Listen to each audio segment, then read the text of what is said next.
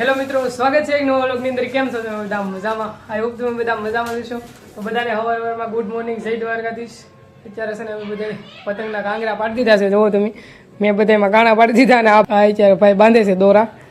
આ બાંધી દે પછી જઈ પતંગ ચગાવવાના. અત્યારે છે ને સવારમાં પહેલા પતંગ ચગાવવા મળ્યા હતા. દી નહોતો ગયો પહેલાના બધા પતંગ ચગાવવાની બહુ બધી બાંગું રાખેલી. ઈદ ઉપર શરૂ છે એટલે ઉપર જાય તો છે ને બ્લોગ તો નહીં બોલીને બનાવી શકું, કારણ કે બધા પેટીયું બધું માથે ચડાવી દીધેલું છે.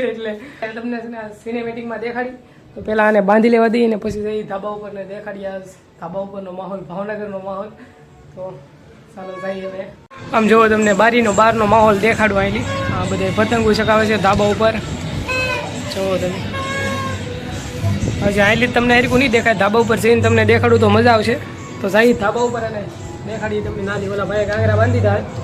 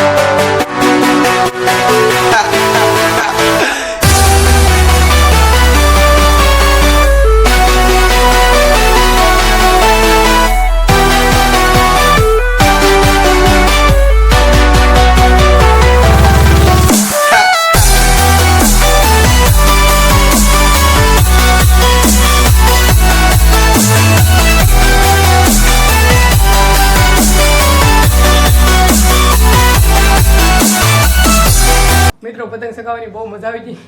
જોકે વારો જ ન આવતો સગાવવાનો ધાબા ઉપર, કારણ કે બધા આવ્યા સગાવવા એટલે બહુ સગાવે છે પતંગ. અને અત્યારે જો નીચે ત્યાં હેડી દઈ ગયા છે મામી, અને બધું આવું ખાવાનું દઈ ગયા. જુઓ તમે, લાડવા દઈ ગયા મમરાના, પછી માંડવી પાક દઈ ગયા, પછી બટેટાના ભૂંગળા અને આ ભાત, એટલી વસ્તુ દઈ ગયા હે. જરીક જમી લઈએ. આજ તો સવારે છે ને નાસ્તો જ કર્યો હતો, દહીં ને થેપલા નીચેથી દઈ ગયા હતા.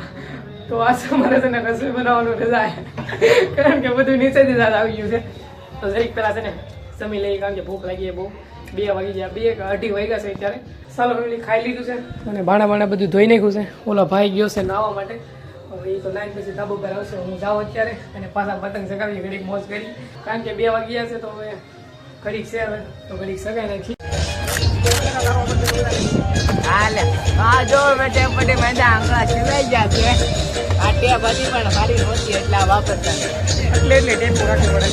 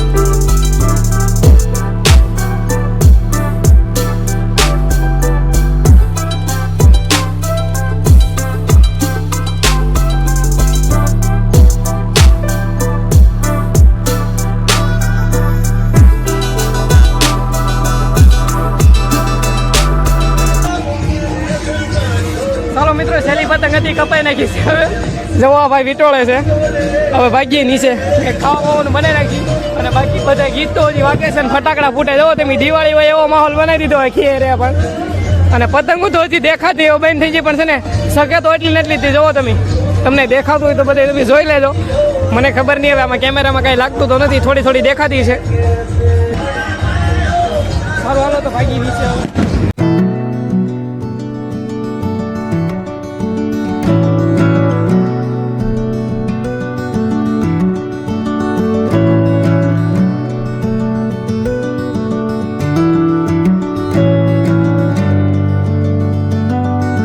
ચાલો મિત્રો એવા છે નીચે અને જો હવે ખાલી કંઈક 6-7 પતંગ પડી રહી કારણ કે એ હવે કાલ સકાવશું ખબર નહીં હવે ભાઈબંધ કહેતો હતો કે કાલ સકાવશું એટલે થોડીક રહેવા દીધી છે સકાવી ન સકાવી કાંઈ ખબર નહીં કારણ કે હાથ બાદ બે એવું લાગે છે એટલે મતલબમાં ગળામાં બળે છે ભાંગું નાખી નાખી આ ભાઈ તો હા ઓછી પતંગો સકાવી કારણ કે છે ને એ તો ભાઈ એવા પટ્ટીઓ મારતી તેમાં હું આજે સૌથી ઓછી પતંગ સકાવી કારણ કે સવારેથી 10 વાગે એવો ઉપર ચડ્યો પછી પાછો નીચે એવો 1 કલાક રહીને પછી નાઈને પછી 3 વાગે આવ્યો તો હા એને પતંગ નથી ચગાવી મેં તો સકાય એમ જોવો તમે આ ટેપટી 2 વાર બદલાઈ નાખી અને આમાંથી જોવો લીટા પાડી દીધા તમને દેખાતા હોય તો